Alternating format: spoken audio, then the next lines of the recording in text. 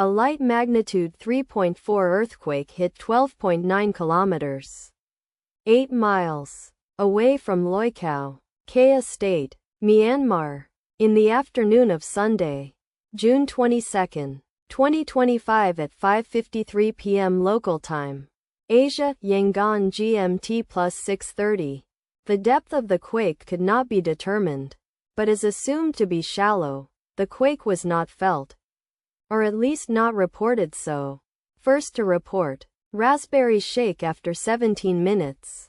The earthquake occurred 13 days after a magnitude 3.4 earthquake had hit on Monday, June 9, 2025, at 3:34 p.m.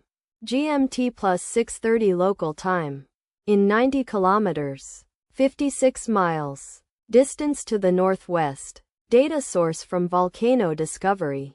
Did you feel it? Let us pray. May the earthquake that occurred not affect our brothers and sisters there.